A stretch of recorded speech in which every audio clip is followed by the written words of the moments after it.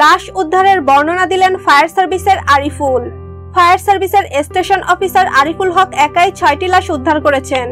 বিকাল 5টা থেকে রাত 2টা পর্যন্ত এফআর টাওয়ারের প্রতিটি তলায় গেছেন অন্তত 10 বার।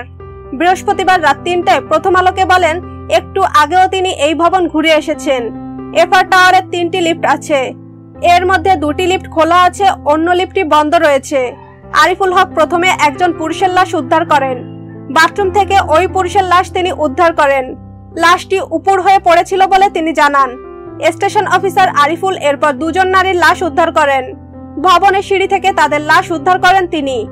ভবনের মেঝে থেকে আরো পুরুষের লাশ উদ্ধার করেন আরিফুল এরপর এফআর টাওয়ারের ছাদ থেকে উদ্ধার করেন আরো এক ব্যক্তির লাশ। আরিফুল হক প্রথম আলোকে বলেন, নিজে হাতে তিনি 6টি লাশ উদ্ধার করেছেন। মোট 12টি লাশ উদ্ধারের সময় সেখানে উপস্থিত ছিলেন। পুড়ে যাওয়া এফআর টাওয়ারের সামনে যখন লাশ উদ্ধারের কথা জানাচ্ছিলেন তখন আরিফ নিজেই কেঁপে উঠছিলেন। ধরা গলায় তিনি বলেন, লাশের কথা মনে পড়লে খুব খারাপ লাগছে। আরিফুলের ধারণা, তিনি যাদের লাশ উদ্ধার করেছেন তারা ধোঁয়ার কারণে শ্বাসরুদ্ধ হয়ে মারা গেছেন।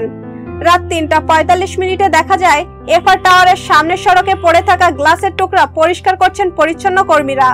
ফায়ার সার্ভিসের উপসহকারী পরিচালক আব্দুল্লাহ আল আরিফিন বলেন, সকালে এফআর টাওয়ার আবার তল্লাশি চালানো হবে। এফআর টাওয়ারে অগ্নিকাণ্ডের ঘটনায় 20 জন মারা গেছে। রাত 3টায় ঘটনাস্থলে উপস্থিত খিলক্ষেত থানার পরিদর্শক আদিল হোসেন প্রথম আলোকে এ তথ্য জানান। আদিল হোসেন বলেন, নিহতদের মধ্যে 18 জনের নাম জানা গেছে। তারা হলেন পারভেজ সাজ্জাদ, মামুন, নিরশ দিবনে রাজা, আমিনা ইয়াসমিন, আব্দুল্লাহ আল ফারুক, মনির হোসেন সর্দার, মাকসুদুর, নাহিদুল ইসলাম তুষার, আহমেদ জাফর, রেজাউল করিম কাজী, আতাউর রহমান, মিজানুর রহমান, মোস্তাফিজুর রহমান, সালাউদ্দিন, তানজিনা মৌল, আব্দুল্লাহ আল মামুন ও রুমকি। 2 জনের নাম জানতে পারেনি পুলিশ। এর আগে বনানীর এফআর টাওয়ারে অগ্নিকাণ্ডের ঘটনায় মৃতের সংখ্যা 25 উল্লেখ করেছিল ফায়ার সার্ভিস। প্রায় 45 মিনিট পর তা 19-এ নামিয়ে আনে সংস্থাটি। ঘটনাস্থলে স্থাপিত ফায়ার সার্ভিসের নিয়ন্ত্রণ কক্ষ থেকে 2 বার এই 2 ধরনের তথ্য দেওয়া হয়। বনানীর বহুতল এফআর টাওয়ারের আগুন লাগার সূত্রপাত হয় দুপুর 12টার দিকে। প্রত্যক্ষদর্শীদের ভাষ্য, আগুন লাগার পর ভবন থেকে নামতে গিয়ে অনেকেই আহত হন। আগুন থেকে বাঁচতে বেশ কয়েকজন ভবন থেকে লাফ দেন।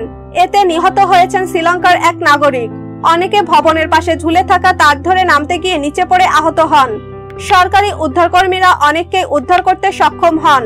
তখন ধারণা করা হয়েছিল মৃতের সংখ্যা খুব বেশি হবে না, কিন্তু আগুন নিয়ন্ত্রণে এনে উদ্ধারকর্মীরা যখন ভেতরে গেলেন তখনই বের হতে থাকে একের পর এক লাশ।